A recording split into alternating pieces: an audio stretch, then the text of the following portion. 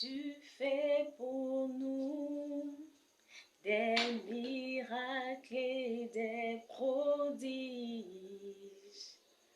Tu fais pour nous de grandes choses. Alors, shalom famille, j'espère que tu vas très bien. Aujourd'hui, c'est mercredi. Et mercredi, c'est une exhortation, un chant.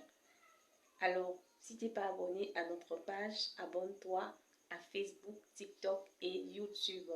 Ministère Rafi. Moi, c'est Madame Cablon, leader du ministère du Rassemblement des femmes de valeur et d'impact.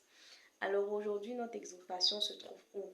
Se trouve précisément dans le livre de Luc plutôt. Luc chapitre 5, les versets 17 à 20. Luc chapitre 5, les versets 17 à 20. De quoi s'agit-il dans ce passage? Alors, il s'agit de l'histoire d'une personne que la Bible ne précise pas. Mais il s'agit d'une personne qui va avoir la guérison. Alléluia. La Bible dit que cette personne-là, Jésus était dans ce lieu-là et des gens étaient venus l'écouter de divers horizons. Et il y a des miracles et la présence de Dieu était manifeste. Des guérisons s'opéraient dans le lieu où il était plutôt. Et qu'est-ce qui va se passer? Il va se passer que des gens, dans d'autres versions on dit des hommes, dans d'autres versions on dit des gens, qui vont prendre un paralytique. Avec toute la foule qui était présente, ils n'arrivaient pas à rentrer dans ce lieu-là où Jésus était présent. Et ils vont faire descendre ce paralytique-là par quoi? Par le toit de la maison. Parce que l'accès était impossible, tellement qu'il y avait la foule. Et faisons descendre ce paralytique-là, ce malade-là, au milieu de ce toit-là, précisément devant Jésus. Jésus, voyant l'acte qu'ils avaient posé, va guérir cette personne-là. Et là où mon attention allait encore plus loin, la Bible ne précise pas que ces gens qui l'ont amené, ce sont les membres de sa famille. On ne dit pas que ce sont ses amis. On ne précise pas quels sont les gens qui ont mené ces personnes. On dit des hommes, des gens. Et je veux toi te poser la question, je veux nous poser la question ce matin. Dis-moi, regarde, cette personne-là, il a retrouvé sa guérison par qui? Par des gens qui sont passés pour pouvoir l'aider. Alors dis-moi, est-ce que les gens avec qui tu marches, est-ce que les gens qui t'entourent lorsqu'il y a un problème, est-ce qu'ils seront capables de te soulever de la même manière que ces personnes-là ont posé ce tac-là, ou bien ces personnes qui t'entourent là vont te laisser dans la situation que tu es?